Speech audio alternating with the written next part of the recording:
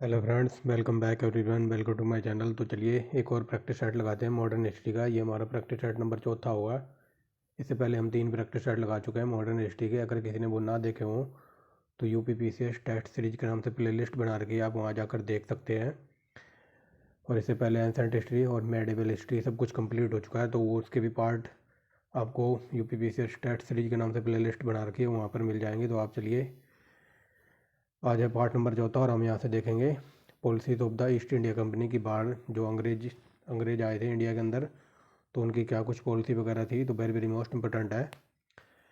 तो ध्यान से सुनना, ठीक है। पहला क्वेश्चन देखिए क्या कहता है। यानी कि पार्ट 3 तक हमने 246 क्वेश्चन देख लिए थे और आज हम यहाँ 247 यानी कि पार्ट नंबर 4 का स्टार्ट करेंगे यहाँ से।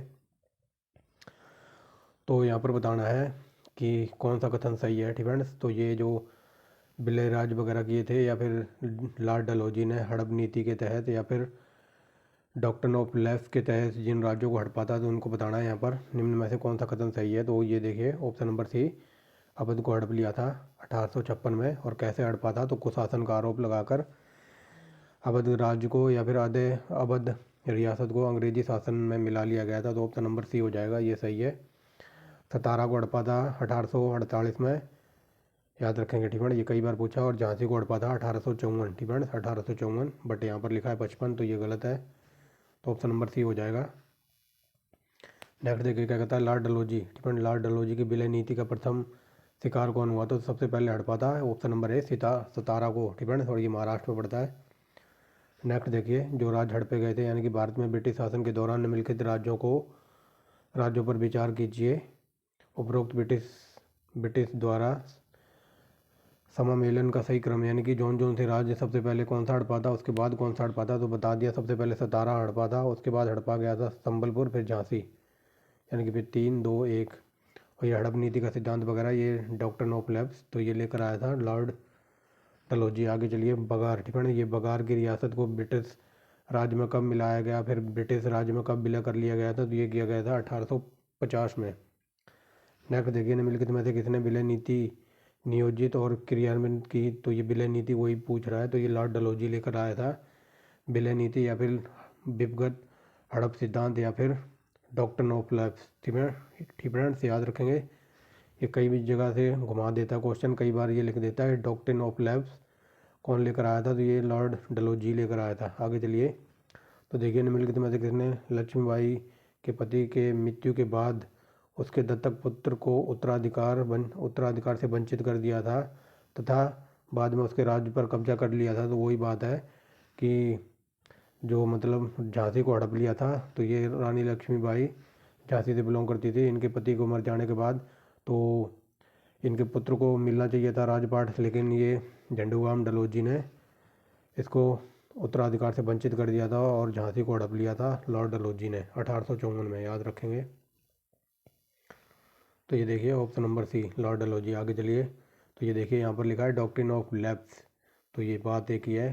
डिफेंस बात एक ही है। डलहौजी की हड़प नीति के अंतर्गत किस राज्य को हस्तगत करने के निर्णय को डॉक्टरेट की सभा में अनुमोदित नहीं किया गया था, तो बताइए कौन कौन सा राज्य यहाँ पर पूछ रहा है। हड़प नीति के अंतर्गत डलहौजी ने कौन सा राज्य नहीं हड़पा था, तो ये करौली, और ये करौली पड़ता है राजस्थान में, ठीक है, तो याद रखेंगे। बाकी सतारा हड़पा था, संबलपुर वगैरह हड़पा था, ये हम ऊपर देख चुके हैं। आगे चलिए, निम्नलिखित में से कौन डलहौजी की अपहरण नीति का शिकार नहीं हुआ था, तो ये नहीं हुआ था सिंधिया।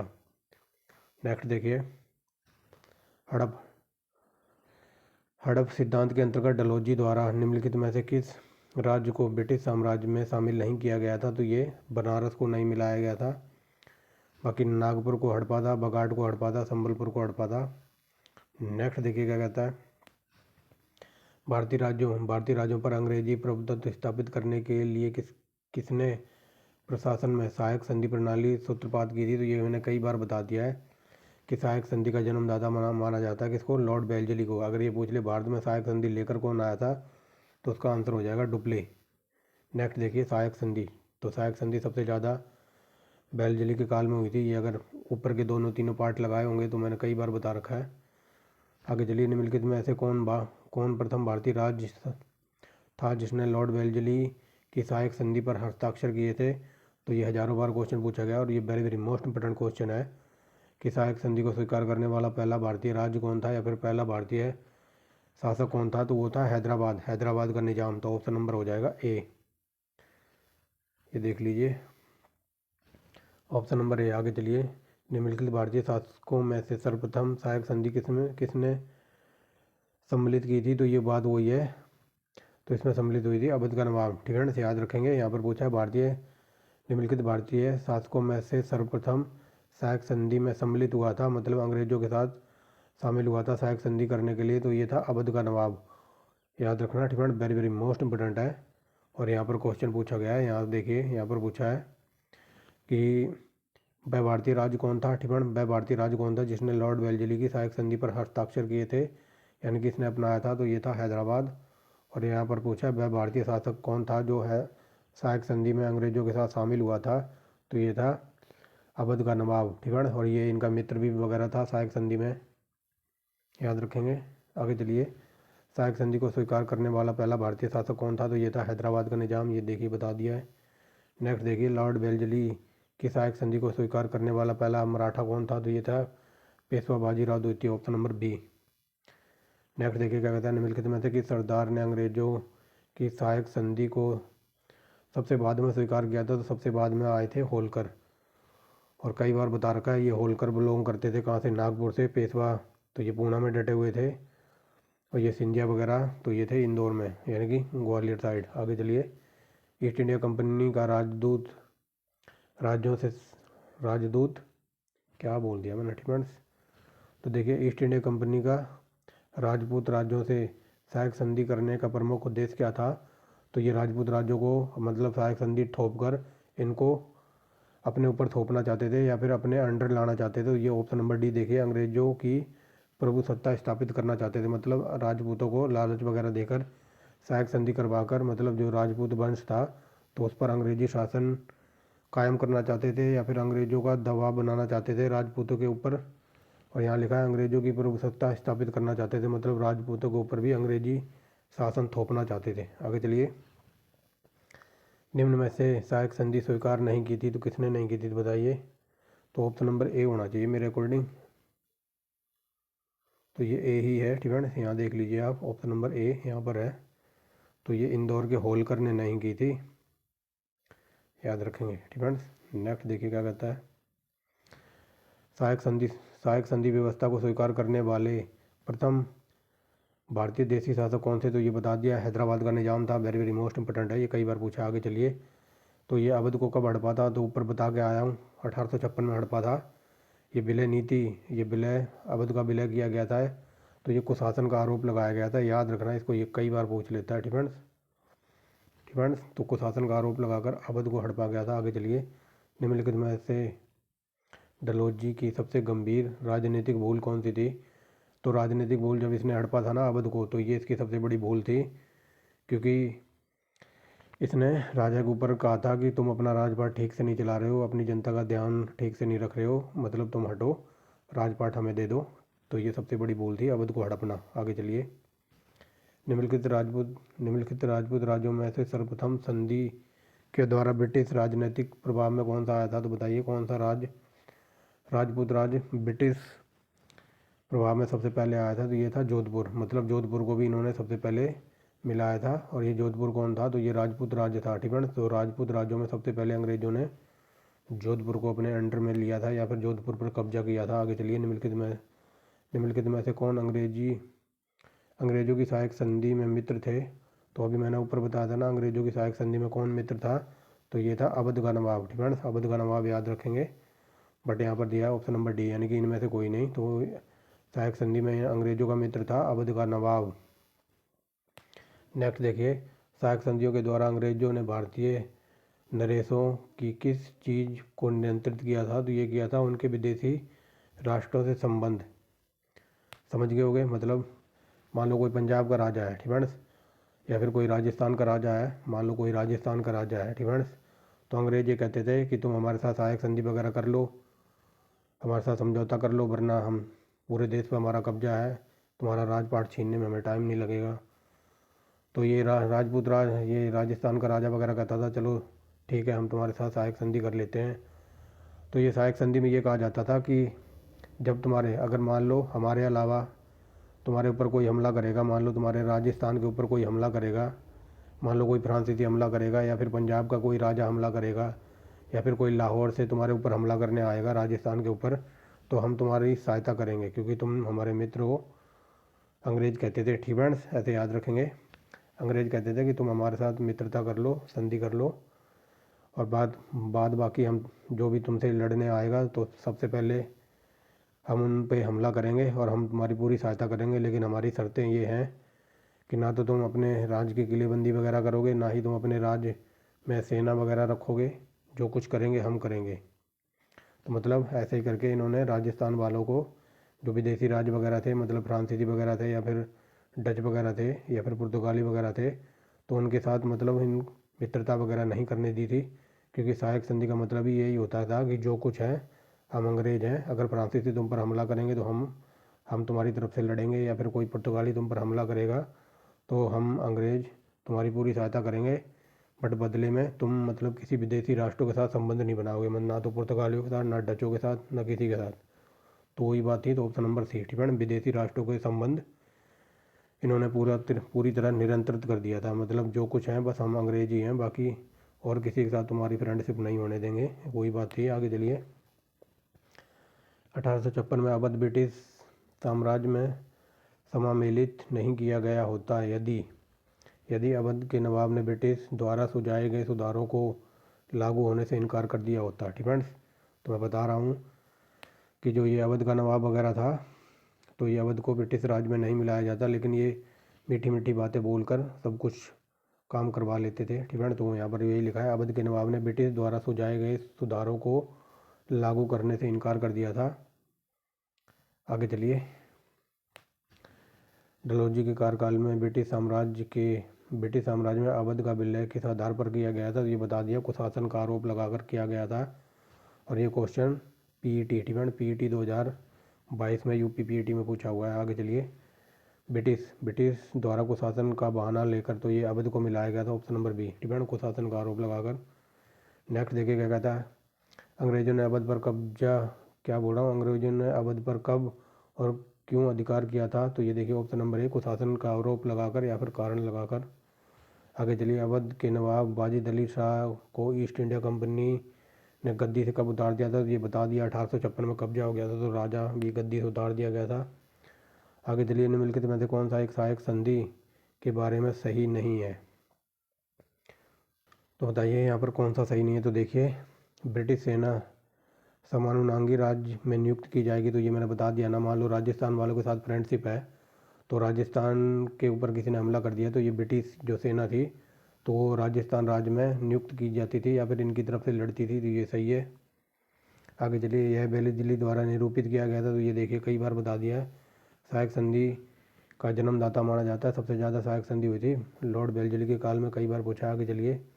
यह समानुनांगी राज्य के लिए यह समानुनांगी राज्य के लिए गोद लिए गए उत्तराधिकारी की मान्यता नहीं देता था, तो ये गलत है। फ्रेंड, तो हमें गलत बताना है, तो ये ऑप्शन नंबर सी है। तो यहाँ पर लिखा है मान्यता नहीं देता था, बल्कि ये देता था। फ्रेंड, तो ये देखिए, यह समानुनांगी राज्य के लिए गोद लिए गए उत्तराधिकारी को मान्यता नहीं देता था, तो ये गलत है। फ्रेंड, और गलती हमें बताना, तो ऑप्शन नंबर सी है क्या कहीं, तो ये देखिए ऑप्शन नंबर सी यहाँ पर है। आगे चलिए। और ये देखिए, समानुरागी राज्य में ब्रिटिश रेजिडेंट तैयार किया गया था, तो ये वेरी वेरी मोस्ट इंपॉर्टेंट है, कई बार बता दिया है। ठीक है। मान लो राजस्थान वालों के साथ अंग्रेजों की सहायक संधि होगी, तो राजस्थान में अंग्रेजी जो सेना थी, यानी कि अंग्रेजी आर्मी राजस्थान में एक टुकड़ी की तरह तैयार की जाती थी, या फिर रेजिमेंट बना दिया गया था उसी राज्य में। आगे चलिए। सही क्रम में इनको लगाना है, तो देखिए, सबसे पहले स्थायी बंदोबस्त आएगा। स्थायी बंदोबस्त लेकर आया था डलहौजी। ठीक है, पहले स्थायी बंदोबस्त किया गया था, उसके बाद सहायक संधि थोपनी स्टार्ट हो गई थी, और फिर हड़पने की नीति, और फिर बंगाल का विभाजन। ठीक है, तो इसका आंसर हो जाएगा 1 3 2 4। ठीक है, 1 3 2 4 ऑप्शन नंबर बी में बता रहा है, 1 3 2 4। और यहाँ से कई बार क्वेश्चन बना है, ठीक है ना। तो सहायक संधि का तो सबको पता है, लॉर्ड बेलजली लेकर आया था। इंडिया के अंदर सबसे ज़्यादा सहायक संधि लॉर्ड बेलजली की काल में हुई थी, याद रखेंगे, ठीक है। और बंगाल विभाजन लॉर्ड कर्जन ने किया था। हड़प नीति लेकर आया था डलहौजी। और ये स्थायी बंदोबस्त, वेरी वेरी मोस्ट इंपॉर्टेंट। तो स्थायी बंदोबस्त का जनक कहा जाता है लॉर्ड कॉर्नवालिस को, 1793, ठीक है। 1793 में लॉर्ड कॉर्नवालिस ने स्थायी बंदोबस्त वगैरह बनाया था, याद रखेंगे, ठीक है। ये चारों के चारों बता दिए। नेक्स्ट देखिए क्या कहता है, निम्नलिखित कथनों पर विचार कीजिए। यहाँ पर बताना कौन सा कथन सही है। तो देखिए, अवध अवध ने सिराजुद्दौला के अधीन अंग्रेजों के साथ सहायक संधि व्यवस्था को स्वीकार किया था, तो ये सही है। ये तो हम पीछे भी पढ़ के आए हैं। आगे चलिए, हैदराबाद के निजाम ने लॉर्ड बेलजली के काल में अंग्रेजों के साथ सहायक संधि की थी, तो ये दोनों सही है। ऑप्शन नंबर सी, ठीक है, वेरी वेरी मोस्ट इंपॉर्टेंट है। और ये कई बार बता दिया है ये, ठीक है, इसको याद रखना। अवध का नवाब था सिराजुद्दौला, तो सिराजुद्दौला ने संधि की थी किसके साथ, रॉबर्ट क्लाइव के साथ। ये हम पीछे पढ़ के आए थे पिछले वाले पार्ट में, तो ये दोनों सही है, ठीक है। आगे चलिए, गोद प्रथा का गोद प्रथा निषेध का सिद्धांत किस पर लागू किया गया था, तो ये सिर्फ हिंदुओं पर लागू किया गया था, ये याद रखना, ठीक है, कई बार पूछ लेता है। आगे चलिए, निम्नलिखित में से कौन अवध का ब्रिटिश रेजिडेंट था जब अवध का ब्रिटिश साम्राज्य में विलय किया गया था, तो बताइए कौन था। तो ये हो जाएगा जेम्स आउट्रम, याद रखेंगे, ठीक है। यहाँ पर पूछा है अवध का ब्रिटिश रेजिडेंट था जब अवध को ब्रिटिश राज में मिलाया गया था, फिर अंग्रेजी शासन में मिलाया गया था, तो उस टाइम जेम्स आउट्रम वगैरह थे, ठीक है। तो ये कुछ क्वेश्चन थे जो अंग्रेज़ों की पॉलिसी वगैरह थी। अब चलते हैं आगे, और यहाँ हम देखेंगे revenue and judiciary reform in the British period, यानी कि जो टैक्स वगैरह थे या फिर जो न्याय वगैरह था कैसा था। तो चलिए देखिए, तो इस रा से बनेगा रैयतवाड़ी और रा से बनेगा मुनरो, रो है कहीं, तो ये रहा मुनरो, ऑप्शन नंबर ए, ठीक है। ऐसे याद कर लो, काफ़ी लंबे समय तक याद रहेगा। और ये हज़ारों बार क्वेश्चन ग्रुप सी का एग्जाम का पालतू क्वेश्चन है ये आज भी, और खासकर एसएससी सीजीएल में ये कई बार पूछा है, ठीक है, से याद रखेंगे। निम्न में से किसने रैयतवाड़ी व्यवस्था आरंभ की थी, तो थॉमस मुनरो। नेक्स्ट देखिए क्या कहता है, निम्नलिखित में से कौन ब्रिटिश शासन के दौरान भारत में रैयतवाड़ी बंदोबस्त प्रारंभ किया था। तो ये देखिए, रैयतवाड़ी बंदोबस्त किसने प्रारंभ किया था, लॉर्ड कॉर्नवालिस ने स्थायी बंदोबस्त किया था, तो पहला नहीं होगा, तो ये गलत है, ये गलत है, ऑप्शन नंबर ए भी गलत है, ठीक है, क्योंकि लॉर्ड कॉर्नवालिस का नाम जुड़ा है स्थायी बंदोबस्त से। और यहाँ पर पूछा रैयतवाड़ी व्यवस्था लागू की थी रीड ने और मुनरो ने, यानी कि दूसरा और तीसरा, ऑप्शन नंबर सी, याद रखना, ठीक है। रैयतवाड़ी बंदोबस्त किसने लागू किया था, तो थॉमस मुनरो और रीड, ठीक है, अलेक्जेंडर रीड। खासकर इस रीड का नाम याद रखना, मुनरो तो सबको याद रहेगा, क्या पता रीड ऑप्शन में रख दे, ठीक है। तो रैयतवाड़ी बंदोबस्त लागू किया था अलेक्जेंडर रीड और थॉमस मुनरो ने, ऑप्शन नंबर सी। आगे देखिए, चिरस्थाई, ठीक है, ये चिरस्थाई, और ये कई जगह लिखा मिलेगा आपको, स्थायी बंदोबस्त या फिर चिरस्थाई बंदोबस्त, या फिर इंग्लिश में लिख देते हैं इसको परमानेंट सेटलमेंट, तो बात एक ही है, ठीक है, याद रखेंगे। तो देखिए, चिरस्थाई या फिर स्थायी बंदोबस्त के बारे में कौन सा कथन सही है, तो बताइए कौन सा कथन सही है यहाँ पर। तो चलिए देखिए, चिरस्थाई बंदोबस्त मद्रास और मुंबई प्रेसिडेंसी के हिस्सों में लागू किया गया था, तो ये गलत है। आगे देखिए, स्थायी बंदोबस्त ने भूमि पर वंशागत अधिकारों वाले भूस्वामी को एक नया वर्ग बना दिया था, तो ये सही है। नेक्स्ट देखिए क्या कहता है, चिरस्थायी बंदोबस्त द्वारा बने भूस्वामी किसी भी परिस्थिति के अधीन कहीं कभी भी हटाए नहीं जा सकते, तो ये गलत है, ये हटाए जा सकते थे। तो हमें बताना कौन सा कथन सही है, तो ऑप्शन नंबर बी है कहीं, तो ये देखिए ऑप्शन नंबर ए में है, ठीक है, तो ऑप्शन नंबर ए आंसर है। नेक्स्ट देखिए क्या कहता है, ठीक है, तो यहाँ पर पहले में ये कहा कि मद्रास और मुंबई प्रेसिडेंसी में लागू हुआ था, तो ये बंगाल वगैरह में भी लागू था, बंगाल उड़ीसा वगैरह में भी लागू था, इस वजह से गलत है, ठीक है। तो ऑप्शन नंबर बी आंसर। आगे चलिए, राज्य हड़प नीति के बारे में कौन सा कथन सही है, तो बताइए कौन सा कथन सही है। तो यहाँ देखिए, पहला क्या कहता है, शासक की मृत्यु के बाद इसे गोद लिए गए उत्तराधिकारी को शासन करने की अनुमति नहीं थी, फ्रेंड्स। तो देखिए यहाँ पर थे ना, तो देखिए, शासक की मृत्यु के बाद इसने गोद लिए गए उत्तराधिकारी को शासन करने की अनुमति नहीं दी थी, नहीं दी, तो ये गलत है, ठीक है, दी थी। मान लो कोई राजा है तो वो मर जाता है और उसकी कोई संतान वगैरह ना हो तो वो किसी पुत्र को गोद वगैरह ले सकता था, तो उसको शासन करने की अनुमति दी गई थी शुरू में। आगे चलिए, यहाँ पर बताना कौन सा कथन सही है। तो पहला तो गलत है। ठीक है, आगे देखिए, इसने भारतीय शासकों को कई उत्तराधिकारी गोद लेने की अनुमति नहीं दी, तो ये गलत है। ठीक है, आगे चलिए, किसी शासक की मृत्यु हो जाने के बाद इसने भारतीय राज्य का समामेलन अनिवार्य बना दिया, तो ये भी गलत है। डी कहाँ पर है? ठीक है, तो यहाँ देखिए, इसने भारतीय राज्य का समामेलन अनिवार्य बना दिया अगर उत्तराधिकारी को गोद लिया जाना ब्रिटिश प्राधिकारी द्वारा अनुमोदित ना हुआ हो। ठीक है, तो यही सही है। नेक्स्ट देखिए क्या कहता है, भारतीय इतिहास में निम्नलिखित घटनाओं को सही क्रम में लगाना है। तो चलिए देखिए, सही क्रम में अभी लगा देते हैं।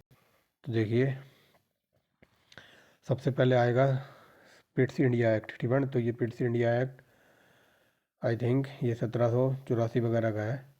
तो ये देखिए, सबसे पहले आएगा 4, फिर उसके बाद आएगा सहायक संधि, यानी कि ये 1799 के आसपास आया था ये बैलजली, तो उसके बाद आएगा। ठीक है, तो ये बैलजली लेकर आया था सहायक संधि 1799 वगैरह में, तो ये हो जाएगा दूसरा। फिर राज हड़प नीति, तो ये 1848 का है। कौन लेकर आया था? ये डलहौजी। ठीक है, यानी कि बन। और लाहौर की संधि हुई थी, तो ये हुई थी 1846 में। एक सेकंड रुको। ठीक है फ्रेंड्स, हम ठीक जा रहे हैं, यानी कि पहले पिट्स इंडिया एक्ट यानी कि 4, पिट्स इंडिया एक्ट 1780 से 84 के बीच का है, यानी कि पहले चौथा आएगा। उसके बाद देखिए फिर आएगा सहायक संधि, ये 1799 वगैरह में लेकर आया था, तो यानी कि फिर दूसरा। और फिर आएगा लाहौर की संधि, लाहौर की संधि हुई थी, ये 1846 की है, यानी कि तीसरा। और फिर आएगा पहला, यानी कि हड़प नीति का सिद्धांत, तो ये 46 में 2 और जोड़ दो, तो ये 1848 की है। ठीक है, 1848 में डलहौजी लेकर आया था, तो ये 42-31 होना चाहिए। ठीक है, तो ये देखिए ऑप्शन नंबर बी। ठीक है, याद रखेंगे।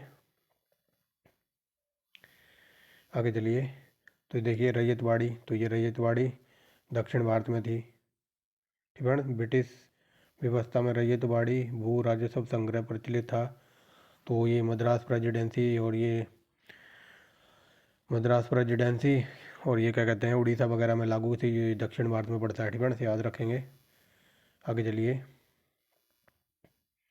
ईस्ट इंडिया कंपनी ने मद्रास और मुंबई निम्नलिखित में से किस भूमि बंदोबस्त व्यवस्था का प्रचलन किया था? तो ये था रैयतवाड़ी, कई बार बता दिया है। ठीक है, तो मद्रास और मुंबई और बंगाल वगैरह और उड़ीसा वगैरह पर रैयतवाड़ी व्यवस्था लागू कर रखी थी अंग्रेजों ने।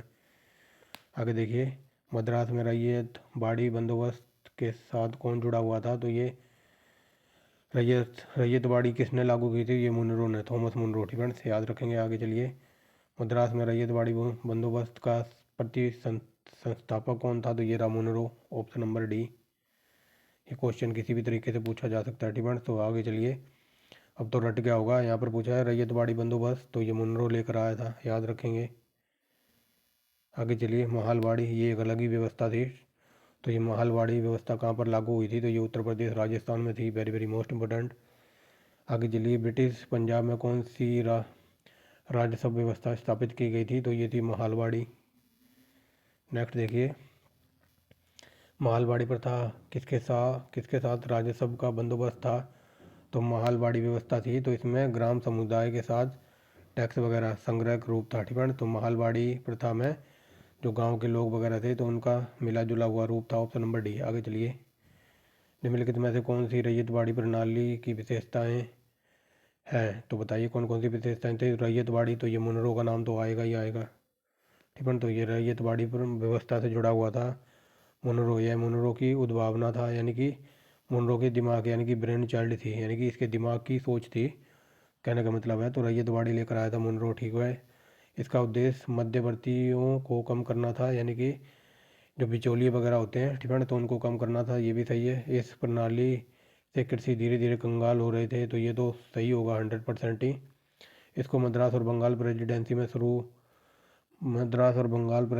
के हिस्सों में शुरू किया, तो ये गलत है, क्योंकि ये मद्रास और मुंबई और बंगाल वगैरह में थी स्टूडेंट्स। तो यहाँ लिखा है मद्रास और बंगाल प्रेसिडेंसी के हिस्सों में शुरू किया गया था, तो ये गलत है स्टूडेंट्स। चौथा गलत है, तो ये नहीं होगा और ये नहीं होगा। ऊपर के तीनों सही है, ऑप्शन नंबर ए स्टूडेंट्स।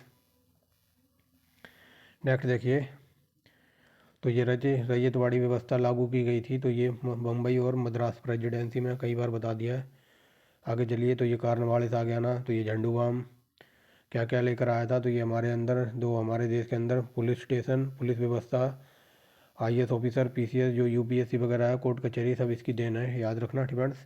और इसकी खबर है कहाँ पर, उत्तर प्रदेश के गाजीपुर जिले में। तो चलिए यहाँ पर देखिए, निम्न कथनों पर विचार कीजिए। लॉर्ड कॉर्नवालिस के समय जागीरदारी व्यवस्था का अनुरूप है, तो यहाँ पर बताना कौन सा कथन सही है। तो देखिए, जमींदारों द्वारा संग्रहित किए जाने वाले राजस्व में सरकार का भाग 70% निर्धारित किया गया था, तो ये गलत है। आगे देखिए, यदि जमींदार द्वारा नियत तिथि पर सरकार को भाग जमा ना किया जाए तो उसकी जमींदारी व्यवस्था नीलाम कर दी जाएगी, ठीक है ना। इसमें ये कहा गया था, एक डेट फिक्स कर दी थी कॉर्नवालिस ने, मतलब जो भी किसान वगैरह था, तो मान लो 5 तारीख को आपको टैक्स देना है, 5 तारीख को सूरज ढलने से पहले आपको टैक्स देना ही देना है। अगर आप 5 तारीख को सूरज ढलने से पहले टैक्स नहीं जमा करवाते हैं सरकार को या फिर कॉर्नवालिस को, तो उसकी खेती बाड़ी सब बेच दी जाती थी। ये थी, ठीक है ना, ये थी स्थायी बंदोबस्त। तो यही बात यहाँ पर लिखी, यदि जमींदार द्वारा नियत तिथि पर सरकार को भाग ना दिया जाए तो उसकी जमींदारी नीलाम कर दी जाती थी, मतलब खेती वगैरह बेच दी जाती। तो दूसरा सही है, ठीक है, दूसरा सही है। तो ये देखिए option number A, option number A, ठीक है। और ये यहाँ पर 70% लिखा है, तो आई थिंक ये लगभग 51% ऐसा कुछ था, ठीक है। तो ये 70 तो नहीं था, इतना मुझे कन्फर्म है, ठीक है, इस वजह से ये गलत है। तो ये आई थिंक 51% था, ठीक है।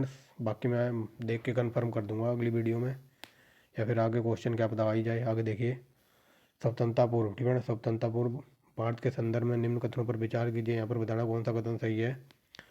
तो सिविल प्रक्रिया संहिता को 1860 में लागू किया गया, तो ये गलत है। आगे देखिए, आपराधिक प्रक्रिया यानी कि कोड ऑफ क्रिमिनल प्रोसीजर, तो ये 1862 में लागू हुआ था, तो ऑप्शन नंबर डी, ना तो एक और ना ही दोनों, ठीक है, ये दोनों ही गलत हैं। तो चलिए ठीक है, तो ये दोनों गलत हैं, और गलत क्यों हैं, क्योंकि इनको इंटरचेंज करना पड़ेगा, ठीक फ्रेंड्स। तो देखते हैं, ठीक फ्रेंड्स। तो यहाँ पर मेरे हिसाब से ये दोनों सही है, ठीक है, इनका दोनों सही है। और यहाँ पर डी की जगह ना ऑप्शन नंबर सी कर लो, यहाँ पर प्रिंटिंग मिस्टेक है, क्योंकि ये मैंने नेट पे चेक किया था रात को, तो यही दिखा रहा है, ठीक है। और बात हो रही है यहाँ पर यानी कि आज़ादी से पहले की, स्वतंत्रता से पूर्व, यानी कि आज़ादी से पहले की बात हो रही है। तो सिविल प्रक्रिया 1860 में ही लागू हुई थी, और जो कोड ऑफ क्रिमिनल प्रोसीजर है, तो ये 1862 का है, ठीक है। और ये नेट पे कई जगह 61 भी लिखा आ रहा है, तो आप देख के टिक करना, ठीक है। ये कोड ऑफ क्रिमिनल है, तो ये 1861 भी दिखा रहा है, ठीक है, और कई जगह ये 62 है, ठीक है। तो ज़्यादातर यहाँ पर एक भी मिलेगा और दो भी मिलेगा, तो घबराना नहीं है, ये दोनों ही सही है। ऑप्शन नंबर सी होना चाहिए आंसर, ठीक है, मेरे अकॉर्डिंग, ठीक है। तो यहाँ स्वतंत्रता पूर्व बात हो रही है, यानी कि आज़ादी से पहले की। अगर ये पूछ ले कि आज़ादी के बाद, तो ये क्रिमिनल कोड कब आया था, तो ये फिर ये आया था 1973 में लागू हुआ था, याद रखेंगे। बट यहाँ पर बात हो रही है आज़ादी से पहले की, तो ये दोनों सही है, ठीक है। सॉरी, इसको याद रखना, ये कई जगह 1861 भी लिखा हुआ है और कई जगह ये 62 भी लिखा हुआ है, ठीक है। तो ऑप्शन नंबर सी होना चाहिए। आगे चलते हैं, ठीक है। रैयतवाड़ी व्यवस्था के संदर्भ में निम्न कथनों पर विचार कीजिए। तो चलिए देखिए, किसानों द्वारा लगान सीधे सरकार को दिया जाता था, तो ये सही है। सरकार रैयत को पट्टे पर देती थी, तभी तो लगान हासिल होता था, ये दूसरा भी सही है। कर लगाने से पूर्व भूमि का सर्वेक्षण और मूल्य निर्धारण किया जाता था, तो ये तीनों सही है, वेरी वेरी मोस्ट इंपॉर्टेंट है। और इन तीनों लाइनों से हज़ारों बार क्वेश्चन बना है पीसीएस में, तो याद रखना। रैयतवाड़ी में क्या होता था, सीधे किसानों से टैक्स लिया जाता था, और जो किसानों को ज़मीन वगैरह होती थी, तो उसको अंग्रेजी सरकार पट्टे पर देती थी, मतलब ठेकेदारी पर देती थी किसानों को, ठीक है। और इनका मतलब फसल वगैरह, जो भी फसल वगैरह होती थी या फिर खेत वगैरह का पूरी पैमाइश करके इनको दिया जाता। तो ये तीनों सही हैं, very very most important. Friends, किसानों से सीधा टैक्स लिया जाता था और खेत वगैरह जो ज़मीन है तो वो किसानों को दी जाती थी ठेकेदारी पे। और कर लगाने से पूर्व जो मतलब मान लो ये खेत है किसी किसान को दिया गया है, तो इस पर टैक्स लगाने से पहले इस खेत की लंबाई चौड़ाई वगैरह पूरी नापी जाती थी। तो वही बात लिखी हुई है, कर लगाने से पूर्व भूमि का सर्वेक्षण और मूल्य निर्धारण किया जाता था। तो ये तीनों सही है, ऑप्शन नंबर सी। नेक्स्ट देखिए क्या कहता है, पट्टेदारी पट्टेदारी पद्धति के संबंध में कौन सा कथन सही नहीं है। तो बताइए यहाँ पर पट्टेदारी के संबंध में। तो देखिए पट्टेदारी के संबंध में पहला पढ़िए, जमींदारी व्यवस्था में किसी एक व्यक्ति अथवा अधिक से अधिक कुछ संयुक्त मालिकों द्वारा भूमि का अधिकार। तो ये सही है, पट्टेदारी व्यवस्था यही थी, बट यहाँ पर बताना गलत। डिफरेंट जमींदारी व्यवस्था में किसी एक व्यक्ति या एक से अधिक कुछ संयुक्त मालिकों द्वारा भूमि का अधिकार, मतलब कुछ तो मतलब किसी के पास 1 बीघा भी ज़मीन नहीं है, मतलब 1 बीघा भी खेती करने के लिए नहीं है, और किसी के पास 10 बीघे वगैरह है। डिफरेंट, तो वही बात बताई जा रही है। आगे चलिए, दूसरा क्या कहता है, भारत में ब्रिटिश शासन के दौरान पट्टेदारी पद्धति की तीन श्रेणियाँ थी, जमींदारी, महालवाड़ी और रैयतवाड़ी। तो ये सही है, अंग्रेजों ने 3 श्रेणियाँ बनाई थी, जमींदारी, महालवाड़ी, रैयतवाड़ी, जो कि हम ऊपर पढ़ के आए हैं। मालवाड़ी व्यवस्था में मालवाड़ी व्यवस्था में कृषि भूमि सरकार की होती थी। तो ये गलत है स्टूडेंट्स, और हमें गलत ही बताना है। मालवाड़ी व्यवस्था में कृषि भूमि सरकार की नहीं होती थी। आगे देखिए, रैयतवाड़ी व्यवस्था में व्यक्तिगत धारकों के पास भूमि का स्थायी अधिकार होता था और वे भू राजस्व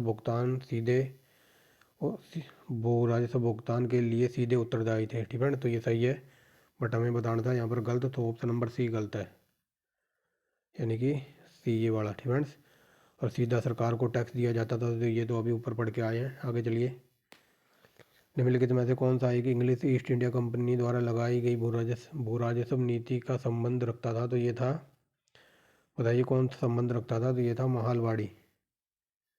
स्टूडेंट्स याद रखेंगे, महालवाड़ी।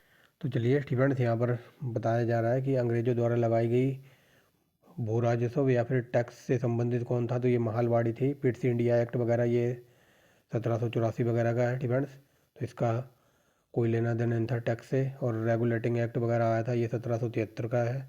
और सहायक संधि, तो ये सब कुछ पढ़ा दिया स्टूडेंट, बट यहाँ पर पूछा है भू राजस्व नीति से कौन संबंधित था। तो ये महालवाड़ी। और कई बार ये पूछ लेता है कि महालवाड़ी व्यवस्था लेकर कौन आया था। तो ये लेकर आया था होल्ट मैकेंजी, याद रखेंगे। स्थायी बंदोबस्त लेकर आया था कॉर्नवालिस, और रैयतवाड़ी लेकर आया था मुनरो, और ये महालवाड़ी तो ये लेकर आया था मैकेंजी। नेक्स्ट देखिए क्या कहता है, वारन हेस्टिंग के न्यायिक सुधारों से संबंधित निम्नलिखित में से कौन सा कथन सही नहीं है। तो देखिए, मुंसिफों को 500 रुपये तक के मूल्यों के बाद पर सुनवाई करने की अनुमति थी। तो ये सही है। और कई बार ये पूछ लिया जाता कि ये मुंसिफ कौन थे, ठीक है, तो इनको याद रखना। जो आज के टाइम जज वगैरह होते थे ना, तो ये उस टाइम के जज को कहते थे मुंसिफ। अंग्रेजी शासन के दौरान मुंसिफों को कहते थे जज। मतलब जो ये मुंसिफ वगैरह होता था ना, तो जो मान लो 500 रुपये से अधिक 500 रुपये तक के मूल्यों के बाद पर सुनवाई करने की अनुमति थी। मतलब ये गांव वगैरह का जज होगा तो 500 रुपये तक की ये सुनवाई कर सकता था। आगे चलिए, वारन हेस्टिंग ने व्यवस्था दी थी कि प्रत्येक थाने में एक मुंसिफ हो। ठीक है, थाने से मुंसिफ का कोई लेना देना नहीं था। तो ये गलत है, और गलती बताना था, ऑप्शन नंबर बी। आगे चलिए, मुंसिफों के निर्णय को दीवानी अदालतों के न्यायाधीशों द्वारा पुष्टित किया जाना होता था। तो ये सही है। मतलब ये मुंसिफ गांव वगैरह का कोई जज वगैरह होता था, जैसे गांव का आज के टाइम सरपंच होता है ना, तो उस टाइम सरपंच को ही मुंसिफ कहते होंगे। ठीक है, जो सरपंच ने निर्णय कर दिया तो फिर इसका जो फैसला होता था तो वो फिर दीवानी न्यायालय के न्यायाधीशों के पास जाता था, और वो वहाँ पर बताते थे कि ये निर्णय ठीक है या नहीं। ठीक है, तो ये सही है। यहाँ पर लिखा हुआ है, मुंसिफों के निर्णयों को दीवानी अदालतों के न्यायाधीशों द्वारा पुष्टित किया जाता था या फिर किया जाना होता था। ठीक है, तो ये सही है। आगे देखिए, मुंसिफों की दीवानी अदालत के न्यायाधीशों द्वारा होनी थी, यद्यपि उनके अनुमोदन का अधिकार प्रांतीय अपीली कोर्ट में निहित था। ठीक है, तो ये तीनों सही हैं, बट हमें बताना था गलत, तो ये गलत है। ऑप्शन नंबर बी, मतलब मुंसिफ को थाने में नियुक्त नहीं किया गया था वारन हेस्टिंग के द्वारा। आगे चलिए, यहाँ पर बताना कौन सा कथन सही है। तो ये तालुकादारी बंदोबस्त, तो ये मुंबई वगैरह, यहाँ पर बताना है कौन सा सही सुमेलित नहीं है। ठीक है, ये तो देखा ही नहीं, तो यहाँ पर गलत बताना था ना। तो तालुकादारी का मुंबई से कोई लेना देना नहीं था। ठीक है, रैयतवाड़ी कहाँ पर थी, तो मद्रास और मुंबई में थी। स्थायी बंदोबस्त बंगाल वगैरह में था। महलवाड़ी, तो ये उत्तर पश्चिम यानी कि उत्तर प्रदेश और राजस्थान वगैरह में था, तो गलत बताना था। तो ये तालुकादारी मुंबई में लागू नहीं थी। ठीक है, ऑप्शन नंबर ए। नेक्स्ट देखिए क्या कहता है, यहाँ पर मिलान करना है। तो चलिए देखिए, जोनाथन डंकन, ये वेरी वेरी मोस्ट इंपोर्टेंट नाम है, जोनाथन डंकन। ठीक है, तो जोनाथन डंकन ने क्या किया था, तो जोनाथन डंकन का संबंध था बनारस में स्थायी बंदोबस्त लागू किया था, यानी कि 4। थॉमस मुनरो, तो मुनरो से बनेगा रैयतवाड़ी, यानी कि 3। और कॉर्नवालिस की थी स्थायी बंदोबस्त, तो कहाँ पर है, तो ये रहा ऑप्शन नंबर बी में। ठीक है, बंगाल में इसने स्थायी बंदोबस्त लगाया था, तो ये रहा देखिए। ठीक है, और हॉल्ट मैकेंजी, तो ये बता दिया ना, महालवाड़ी लेकर आया था मैकेंजी। तो 4-3-2-1, 4-3-2-1, ऑप्शन नंबर बी। ठीक है, समझ गए होगे। आगे चलिए, यहाँ पर भी मिलान करना है। तो देखिए यहाँ पर मिलान करना है। ठीक है, तो देखिए, बड़े सामंतों को भूमि, बड़े सामंतों को आवंटित भूमि, तो ये किससे संबंधित था, तो ये था जमींदारी प्रणाली से, यानी कि पहला।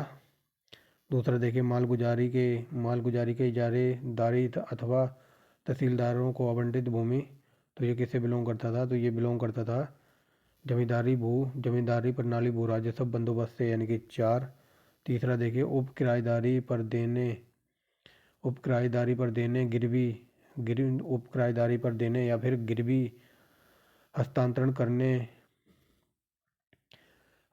करने उपहार देने। एक सेकंड रुको। तो अब चलिए, ठीक है, थोड़ा पानी आनी पिया है। तो कहाँ पर थे, तो यहाँ थे ना, उप किराएदारी या फिर गिरवी वगैरह जो भूमि वगैरह रखी जाती थी, तो वो किस में थी, तो ये थी रैयतवाड़ी में। ठीक है, यानी कि 1-4 फिर आएगा दूसरा। और लास्ट देखिए, ग्राम स्तर पर की गई। ठीक है, ग्राम स्तर पर कौन सा था, तो ग्राम स्तर पर था ये महलवाड़ी। ठीक है, महलवाड़ी रखने, हस्तांतरित करने या फिर उपहार देने या क्रय मूल्य के अधिकारों को रहित स्थान सहित प्रत्येक किसान को आवंटित भूमि। ठीक है, तो ये सिंपल वे में समझो। ठीक है, जो ये ग्राम स्तर की जो भूमि वगैरह, ग्राम स्तर पर जो भूमि वगैरह बांटी जाती थी, तो वो महलवाड़ी के अंतर्गत आती थी। और महलवाड़ी कहाँ पर लागू थी, तो ये पंजाब वगैरह के इलाके में थे। तो इसका आंसर हो जाएगा 1-4-3-2। ठीक है, 14-32 है पर कहीं, एक सेकंड रुको। 1-4, फिर ये सी का था दूसरा। ठीक है, यानी कि 2-3, 14-23। ठीक है, तो 14-23 देखिए, तो ये देखिए ऑप्शन नंबर ए में बता रहा है 14-23। ठीक है, से याद रखेंगे, देख लीजिए, ऐसे डीप में क्वेश्चन बन जाते हैं, एकदम डीप लेवल का है ये क्वेश्चन। तो याद रखना, जो ग्राम स्तर पर भूमि बांटी जाती थी, तो वो महलवाड़ी के अंतर्गत आती थी।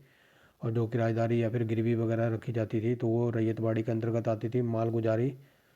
मालगुजारी के इजारेदारों अथवा तहसीलों को आवंटित भूमि, तो उसको क्या कहते थे, तो वो जमींदारी प्रणाली के अंतर्गत आती थी। और बड़े सामंतों को आवंटित भूमि, तो ये जागीरदारी। ठीक है, याद रख लेना, जो बड़े सामंत वगैरह होते हैं, तो गांव में उनको बोलते हैं ना कि भाई तुम्हारे पास बहुत ज़मीन है, तो तुम तो जागीरदारी हो या फिर बहुत बड़े जमींदार हो। ठीक है, तो ऐसे याद रख लो।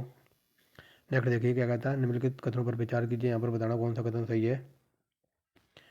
तो वारेन हेस्टिंग प्रथम गवर्नर जनरल थे जिन्होंने भारत में ब्रिटिश ढांचे पर आधारित एक नियमित पुलिस बल स्थापित किया था, तो ये गलत है। ठीक है, तो पुलिस वगैरह मैंने बता दिया ना, किसने सबसे पहले लेकर आया था, तो ये कॉर्नवालिस वगैरह लेकर आया था। बट यहाँ पर पूछा है वारेन हेस्टिंग प्रथम गवर्नर जनरल थे, तो ये प्रथम नहीं थे। ठीक है, इनसे पहले भी कोई था। आगे देखिए, रेगुलेटिंग एक्ट, तो ये 1773 का है, ये बता दिया। ठीक है, तो रेगुलेटिंग एक्ट 1773 के द्वारा कलकत्ता उच्चतम न्यायालय स्थापित किया गया। ये वेरी वेरी मोस्ट इंपॉर्टेंट है, कई बार पूछा है। ठीक है, तो भारतीय दंड संहिता, तो ये 1860 में लागू हुई थी, तो ये भी सही है। तो ये देखिए, दूसरा तीसरा सही है। ठीक है, जो अभी क्वेश्चन आया था ना, भारतीय दंड संहिता, तो 1860 में ही लागू हुई थी। और क्वेश्चन वो था कि भारत में स्वतंत्रता से पूर्व, यानी कि आज़ादी से पूर्व की बात हो रही थी।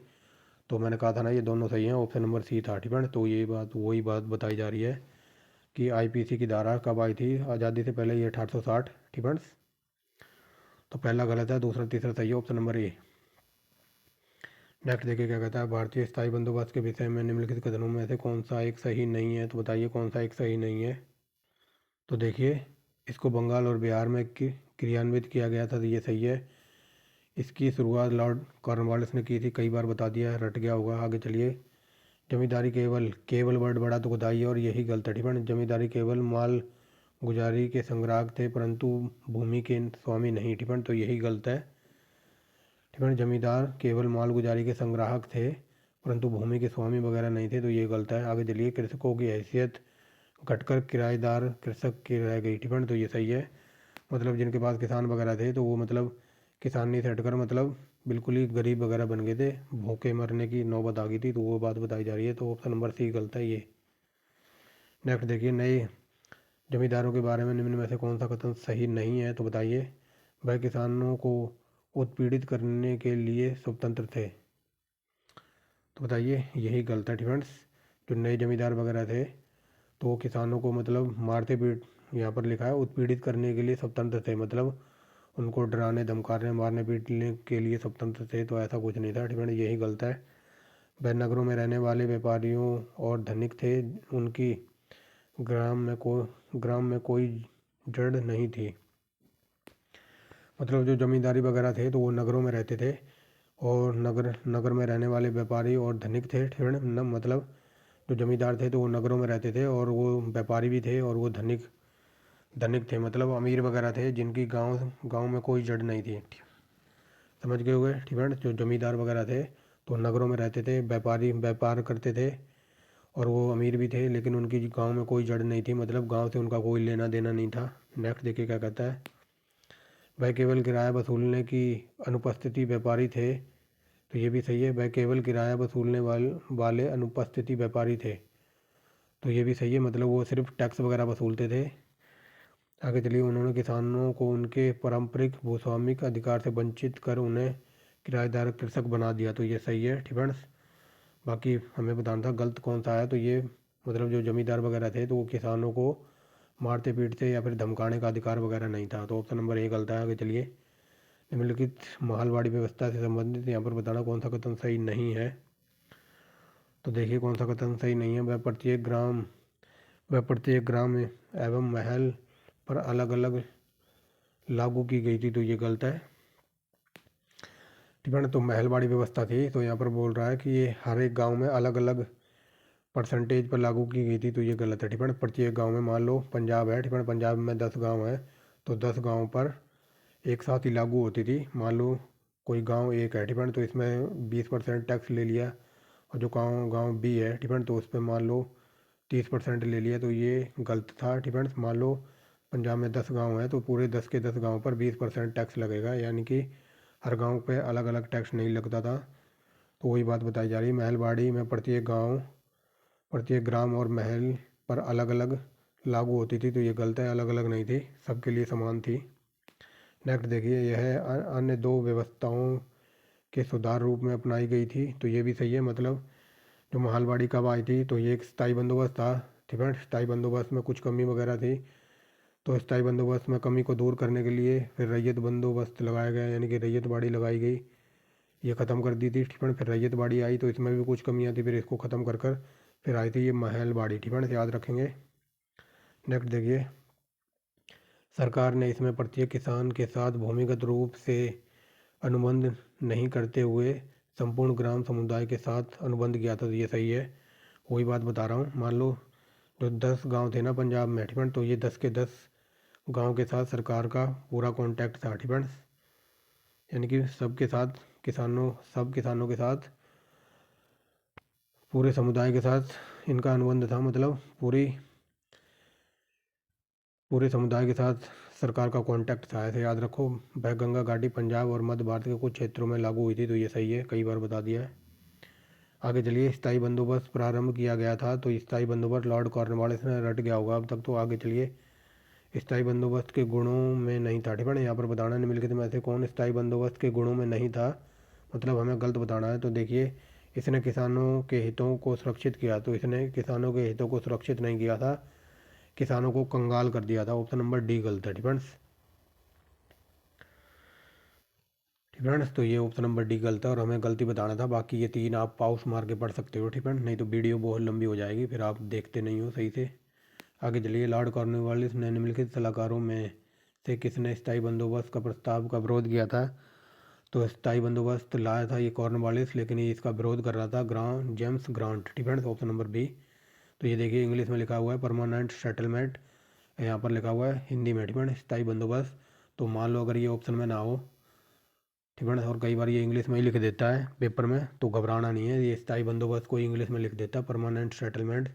तो ये जमींदारों के साथ समझौता था। आगे चलिए, बिहार और बंगाल में स्थायी बंदोबस्त आरंभ किया गया था, तो ये स्थायी बंदोबस्त कॉर्नवालिस का था।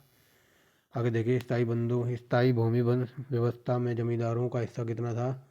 तो कोई बता सकता कितना था। तो ये था 1/11, ठीक है, 1/11 स्थायी भूमि व्यवस्था में जमींदारों का हिस्सा कितना था। तो ये 1/11। मान लो 100 बोरी गेहूँ हुई स्थायी व्यवस्था के अंतर्गत किसानों ने 100 बोरी गेहूँ उगाई, तो 100 में से 11 बोरी किसानों को दी जाती थी, बाकी 89 अंग्रेजों को दी जाती थी। आगे चलिए, इस्तेमरारी बंदोबस्त। तो घबराना नहीं है, ठीक है, कई बार बता दिया है, चाहे इस्तेमरारी बंदोबस्त कहे, चाहे फिर परमानेंट सेटलमेंट कहे या स्थायी बंदोबस्त कहे, तो ये बात एक ही है और ये कॉर्नवालिस लेकर आया था, ठीक है। जो स्थायी बंदोबस्त था इसके, ये देखिए स्थायी बंदोबस्त लिखा है ना, तो इसके 3-4 नाम थे, एक तो स्थायी बंदोबस्त, इस्तेमरारी बंदोबस्त और परमानेंट सेटलमेंट वगैरह, ठीक है। तो यही बात हो रही है। तो स्थायी बंदोबस्त लागू किया था कॉर्नवालिस ने, रट गया होगा। नेक्स्ट देखिए, स्थायी भूमि व्यवस्था किन क्षेत्रों पर लागू की गई थी। तो ये लागू की गई थी बंगाल और बनारस जमींदारी, ठीक है। तो यहाँ पर पूछा जा रहा है स्थायी बंदोबस्त किन क्षेत्रों में लगाई गई थी या फिर लागू की गई थी। तो ये बंगाल का सूबा और बनारस में जमींदारी, यानी कि बनारस के हिस्सों पर लागू थी, ठीक है। बंगाल वगैरह और क्या कहते हैं बिहार और बनारस वगैरह में, ठीक है। पहले ये क्या कहते हैं बिहार में ही मिला रखा था बंगाल वगैरह को, ठीक है। अगर यहाँ पर बंगाल की जगह बिहार लिख दे तो वो भी ठीक होगा, क्योंकि पहले बंगाल और बिहार वगैरह सब एक में ही मिक्स थे, ठीक है। तो ये मतलब बंगाल में भी लागू थी, और बंगाल ऑप्शन में ना हो तो बिहार मिलेगा, तो वो भी ठीक होगा, ठीक है। आगे चलिए, देखिए बंगाल में स्थायी बंदोबस्त का विचार सबसे पहले किसने प्रस्तुत किया था। तो ये किया था फिलिप्स फ्रांसिस ने। नेक्स्ट देखिए क्या कहता है, स्थायी बंदोबस्त के बारे में R.C. दत्त के क्या विचार थे। उन्होंने इसका पूर्ण समर्थन किया था, मतलब स्थायी बंदोबस्त का पूरा खुल के समर्थन किया था R.C. दत्त ने। नेक्स्ट देखिए क्या कहता है, निम्नलिखित बंदोबस्तों में से किसने जमींदारी भू राजस्व संग्रह करने के मध्यस्थ व्यक्ति के रूप में था। तो बताइए कौन था वो। तो ये था स्थायी बंदोबस्त, ठीक है। यहाँ पर क्वेश्चन ये पढ़िए दोबारा से, यहाँ पर पूछा जा रहा है स्थायी बंदोबस्त में से किसने जमींदारी भू राजस्व संग्रह करने के मध्यस्थ व्यक्ति के रूप में था। तो ये मतलब जमींदारी का जो भी टैक्स वगैरह इकट्ठा करने की बात वगैरह कही गई थी, तो ये कही गई थी स्थायी बंदोबस्त में। आगे चलिए, तो ये देखिए चिरस्थाई या फिर इस्तेमरारी या फिर स्थायी बंदोबस्त, तो ये एक ही बात है, ठीक है, घबराना नहीं है। तो देखिए चिरस्थायी बंदोबस्त या फिर इस्तेमरारी बंदोबस्त को अन्य प्रदेशों में बहुत कम विस्तृत किया गया, ठीक है। तो मैंने बताया था ना, जब ये स्थायी बंदोबस्त वगैरह आया था इसमें कुछ कमियां थी, तो ये अन्य प्रदेशों में बहुत कम लागू की गई थी। इसका क्या कारण था। तो देखिए रिकॉर्डों के आर्थिक सिद्धांतों पर नीति निर्माता पर इसका प्रभाव पड़ा था। 1810 के बाद कृषि मूल्यों में वृद्धि हो गई, जिससे फसल का मूल्य बढ़ गया, जबकि चिरस्थायी बंदोबस्त में राज्य के अंश में वृद्धि नहीं थी। तो ये भी सही है। राज्य को रैयत से सीधे बंदोबस्त करना कोचलित प्रतीक हुआ, तो ये भी सही है। तो ऑप्शन नंबर डी, सारे के सारे सही हैं। मतलब इसमें बहुत सारी कमियां वगैरह थी, इसी वजह से ज़्यादातर ये कामयाब नहीं हो पाई थी, ठीक है। तो ये ऑप्शन नंबर डी। नेक्स्ट देखिए, इनको सही क्रम में लगाना है, तो चलिए देखते हैं, ठीक है। तो बंगाल का विभाजन सबसे बाद में हुआ था 1905, ठीक है। तो यानी कि चौथा सबसे लास्ट में आएगा, और चौथा सबसे लास्ट में यहाँ पर है, ठीक है। तो देखिए पहले हुआ था क्या, स्थायी बंदोबस्त, यानी कि 1793 वगैरह का, ठीक है। उसके बाद तीसरा आएगा यानी कि सहायक संधि वगैरह 1799 वगैरह में लेकर आया था। और उसके बाद हड़प नीति, तो ये बता दिया 1848 की है। और फिर उसके बाद बंगाल का विभाजन 1905, ठीक है, करजन का नाम आएगा। आगे चलिए, ये देखिए परमानेंट सेटलमेंट ऐसे भी लिख दिया है। तो बिहार में परमानेंट सेटलमेंट लागू करने का क्या कारण था? तो ये देखिए यहाँ पर बंगाल नहीं लिखा हुआ है, यहाँ पर लिखा हुआ है बिहार। ठीक है, तो घबराना नहीं है। तो देखिए बिहार में परमानेंट सेटलमेंट लागू करने का क्या कारण था? तो जमींदारों के लिए ज़मीन पर वंश परंपरागत अधिकार को स्वेच्छा से हस्तांतरित करने का कारण था। ठीक है, तो इसी वजह से यहाँ पर लगाया गया था। नेक्स्ट देखिए, ये देखिए आ ही गया ना, चिरस्थायी बंदोबस्त 1793। कई बार बता दिया, लॉर्ड कॉर्नवालिस लेकर आया था। तो देखिए चिरस्थायी बंदोबस्त 1793 के अंतर्गत जमींदारों की अपेक्षा की गई थी कि वे खेतिहरों को पट्टे जारी करेंगे। अनेक पट्टेदारों ने पट्टे जारी नहीं किए, तो इसका क्या कारण था? तो इसका कारण यह था जमींदारों के ऊपर कोई सरकारी नियंत्रण नहीं था। मतलब 1793 में कॉर्नवालिस ने ये चिरस्थायी बंदोबस्त लागू किया था और जमींदारों को कहा था कि तुम किसानों से टैक्स वसूल कर दोगे, और ये टैक्स वसूल कर दिया भी करते थे, लेकिन इनके ऊपर कोई सरकारी नियंत्रण वगैरह नहीं था, कोई मतलब इसके ऊपर कोई प्रेशर नहीं था। तो इसी वजह से ये टैक्स वसूलते थे। मान लो 50 रुपये वसूले, 50 रुपये में से 30 रुपये अपनी जेब में रख लिए, 20 रुपये दे दिए जाके किसको? कॉर्नवालिस को। ठीक है, इनके ऊपर कोई जो टैक्स वसूलते थे तो इनके ऊपर कोई कंट्रोल करने वाला नहीं था। Option number A. स्थायी बंदोबस्त इस प्रकार है स्थायी बंदोबस्त इस प्रकार है कि ईस्ट इंडिया कंपनी के लिए जमींदारों द्वारा भूमि कर वसूली। ठीक है, तो ये बता दिया ना। स्थायी बंदोबस्त जो जमींदार वसूलते थे तो वो 50 में से 30 रुपये देते थे सरकार को, 20 अपने जेब में रखते थे। तो वही बात बताई जा रही है, स्थायी बंदोबस्त ईस्ट इंडिया कंपनी के लिए जमींदारों द्वारा भूमि की वसूली यानी कि टैक्स की वसूली करते थे। इसमें आगे चलिए, निम्नलिखित में से कौन कानून के तहत न्यायिक, अब दिखाई दे रहा होगा। ठीक है, निम्नलिखित में से कौन कानून के तहत न्यायिक और प्रशासनिक शक्तियों का पृथक्करण का कारण था? तो बताइए। तो ये था कॉर्नवालिस। यहाँ पर बताया जा रहा है कि निम्नलिखित में से कौन कानून के तहत न्यायिक और प्रशासनिक शक्तियों का बंटवारा किसने किया था? तो ये कॉर्नवालिस ने किया था। मतलब इसने सब कुछ एकदम फिक्स कर दिया था। मतलब कौन सा पुलिस वाला कौन से पुलिस स्टेशन में रहेगा और वो कितनी रेंज तक देखभाल वगैरह करेगा, तो यही बात बताई जा रही है। न्यायिक शक्तियों और प्रशासनिक शक्तियों को अलग अलग किसने बांटा था? तो ये कॉर्नवालिस ने किया था। आगे देखिए, निम्नलिखित में से कौन लॉर्ड कॉर्नवालिस के न्याय से संबंधित सुधारों में उसका सलाहकार था? तो ये सलाहकार था William Jones. Very very most important. आगे देखिए, ब्रिटिश ईस्ट इंडिया कंपनी के सेवकों के कार्यकारी और न्यायिक अधिकार सर्वप्रथम किसके समय अलग हुए? तो ये कॉर्नवालिस ने किए थे। डिफेंस, मैं बता रहा हूँ जो हमारे देश में कानून व्यवस्था है, कोर्ट कचहरी, हाई कोर्ट, यूपीएससी, पीसीएस और ये पुलिस स्टेशन वगैरह, ये रजिस्ट्रार वगैरह, तहसील, तो ये सब ये लेकर आया था कानून व्यवस्था। ठीक है, याद रखेंगे। आगे देखिए, 1793 में एक विनियम द्वारा जिला कलेक्टर को उसकी न्यायिक शक्तियों से वंचित कर दिया और केवल संग्रहकर्ता बना दिया। ऐसे विनियम का क्या कारण था? तो बताइए। क्या कारण था? डिफेंस, तो यहाँ पर बात हो रही है कलेक्टर की, यानी कि आईएएस की बात हो रही है। आईएएस। डिफेंस, देखा होगा आपने आईएएस वगैरह को, ना देखा हो तो यूट्यूब पर देख लेना, हज़ारों वीडियो मिल जाएंगी। और जो ये आईएएस ऑफिसर होता है ना, इसके पास हज़ारों लाखों सिपाहियों की, डिफेंस, हज़ारों लाखों सिपाहियों की पावर होती है। आपने देखा होगा। डिफेंस, ना देखा हो तो देख लेना कभी भी यूट्यूब पे। जो ये कलेक्टर वगैरह होते हैं, आईएएस वगैरह, तो इसके पास हज़ारों लाखों सिपाहियों की यानी कि इंस्पेक्टरों वगैरह की, एसडीएम डीएम से भी बहुत ज़्यादा पावर होती है। और ये बिल्कुल शांत रहते हैं। ठीक है, क्योंकि इन्हें पता है मैं चिल्लाऊंगा या फिर गाली गलौज वगैरह करूँगा तो कुछ होना है नहीं, क्योंकि मेरे पास इतनी पावर है कि मेरे एक ऑर्डर पे ही सब कुछ हो जाएगा। इसीलिए देखना, क्योंकि कोई भी आईएएस वगैरह ऑफिसर हो तो बिल्कुल शांत स्वभाव का रहता है, चिल्लाता वगैरह है नहीं, क्योंकि उसे पता है तो मुझे सिर्फ ऑर्डर देना है और मेरे ऑर्डर पर सब कुछ हो जाएगा। भले ही आईएएस ऑफिसर पतला दुबला पतला हो, लेकिन उसके पास पावर बहुत ज़्यादा है। ठीक है, बहुत ज़्यादा पावर है। तो यहाँ पर बताया जा रहा है कि 1793 में एक विनियम द्वारा जिला कलेक्टर को उसकी न्यायिक शक्तियों से वंचित कर दिया था। मतलब कॉर्नवालिस का कहना ये था कि एक आईएएस के पास इतनी पावर नहीं होनी चाहिए। ठीक है, तो यहाँ देखिए, मतलब एक कलेक्टर को उसकी न्यायिक शक्तियों से वंचित करके केवल उसे संग्राहक अभिकर्ता बना दिया था। तो ऐसा क्या कारण था? तो ये देखिए ऑप्शन नंबर सी में। देखिए, लॉर्ड कॉर्नवालिस जिला कलेक्टर से संकेंद्रित इतनी विस्तृत शक्ति।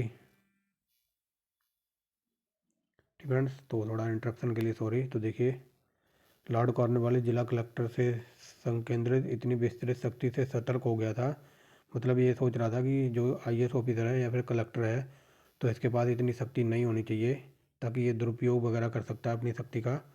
तो देखिए विस्तृत शक्ति से सतर्क हो गया था और वह महसूस करता था कि एक व्यक्ति में इतनी परम शक्ति का होना अवांछनीय है। ठीक है, यानी कि ये कह रहा था कि जो आईएएस ऑफिसर वगैरह होते हैं इनके पास A1 क्वालिटी की शक्ति है, लेकिन किसी व्यक्ति को ऐसी शक्ति अपने पास नहीं रखनी चाहिए, तो इसने उसकी शक्तियों को कम कर दिया था। ठीक है, तो ऑप्शन नंबर सी, मतलब इसे संग्रहकर्ता वगैरह बना दिया था। इसीलिए देखना कभी भी यूट्यूब पे यूपीएससी जो करते हैं ना भाई साहब, क्या बताऊँ, दिन में 18-18 14-14 घंटे पढ़ाई होती है तब जाके आईएएस की पोस्ट मिल पाती है। आगे चलिए, निम्नलिखित में से किस गवर्नर जनरल ने भारत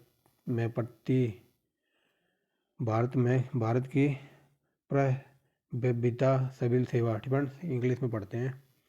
तो देखिए निम्नलिखित में से किस गवर्नर जनरल ने भारत में कॉन्वेंटेंट सिविल सर्विसेज ऑफ इंडिया का सृजन किया था। तो ये वो ही बात बताई जा रही है कि यूपीएससी कौन लेकर आया था हमारे इंडिया में, तो कई बार बता दिया, लॉर्ड कॉर्नवालिस लेकर आया था। डिफेंस। आगे चलिए, वारेन हेस्टिंग द्वारा भू राजस्व की पंचवर्षीय कृषि व्यवस्था परिवर्तित करने का प्रमुख कारण क्या था। तो ये देखिए कंपनी के कर्मचारियों द्वारा भू राजस्व की व्यवस्था करने में हेस्टिंग की अक्षमता। तो देखिए वारेन हेस्टिंग द्वारा भू राजस्व पंचवर्षीय कृषि व्यवस्था में परिवर्तित करने का प्रमुख कारण ये था कि जो उसके कंपनी के जो कर्मचारी वगैरह थे तो वो भू राजस्व की व्यवस्था करने में हेस्टिंग की अक्षमता हो गई थी, मतलब ये सही तरीके से लागू नहीं कर पा रहा था। और जो इसके कर्मचारी, कंपनी के जो कर्मचारी वगैरह थे तो ये कंपनी से भी सैलरी लेते थे और कंपनी की आड़ में ये खुद का भी व्यापार वगैरह कर रहे थे, तो मतलब कंपनी से भी सैलरी वगैरह अच्छी खासी ले लेते थे और कंपनी के माल को अपने फैक्ट्री में ले जाकर मतलब खुद का पर्सनल व्यापार वगैरह करने लगे थे। ठीक है, इसी वजह से प्रॉब्लम आने लगी थी। तो आगे चलिए, वारेन हेस्टिंग द्वारा 1776 में अमीनी कमीशन की नियुक्ति किस उद्देश्य से की गई थी। तो ये देखिए, भारतीय कृषि व्यवस्था से संबंधित व्यवस्थित सूचना एकत्रित करने के लिए। Option number D. आगे चलिए, किसकी अध्यक्षता में वह प्रथम न्यायिक योजना बनी थी जिसके अंतर्गत बंगाल, बिहार, उड़ीसा को जिलों में बांट दिया गया तथा प्रत्येक जिले में एक कलेक्टर के अधीन रखा गया था। तो ऐसा हुआ था वारेन हेस्टिंग के काल में। आगे चलिए, 1793 में लॉर्ड कॉर्नवालिस की भू व्यवस्था प्रणाली लागू होने के बाद